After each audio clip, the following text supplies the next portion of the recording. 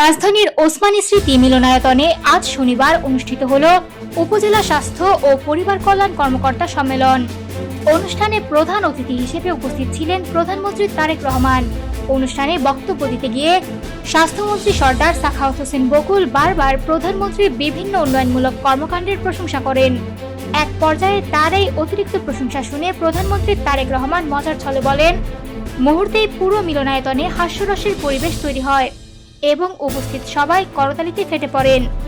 জবাবে স্বাস্থ্যমন্ত্রী হালকা হাসি দিয়ে বলেন, আমি যতটুকু বলেছি আপনি যেভাবে ভাবছেন ততটা নয়।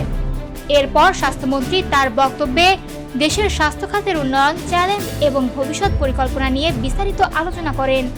জনগণের সুস্বাস্থ্য নিশ্চিত করতে হলে সবাইকে পরিবর্তনের অংশ হতে হবে এবং মানব সেবাকে সর্বোচ্চ অগ্রাধিকার দিতে হবে।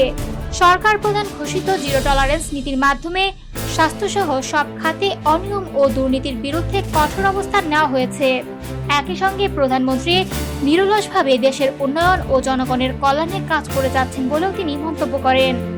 মন্ত্রী বলেন, প্রধানমন্ত্রীর লক্ষ্য হল গ্রাম পর্যায়ের চিকিৎসক ও স্বাস্থ্য কর্মকর্তাদের সঙ্গে সরাসরি যোগাযোগ বৃদ্ধি করা, যাতে তাদের অভিজ্ঞতা ও মতামত স্বাস্থ্য ব্যবস্থাকে আরও শক্তিশালী করতে সাহায্য করে। তিনি আরো বলেন, দেশের প্রতিটি মানুষের জন্য মানসম্মত স্বাস্থ্যসেবা নিশ্চিত করতে হলে মাঠ পর্যায়ের চিকিৎসকদের ভূমিকা অত্যন্ত গুরুত্বপূর্ণ।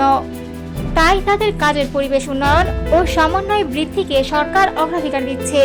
সবশেষে তিনি সবাইকে আহ্বান জানান প্রধানমন্ত্রীর হাতকে শক্তিশালী করতে ঐক্যবদ্ধভাবে কাজ করার এবং জনগণের সেবায় নিজেদের নিয়োজিত রাখার জন্য।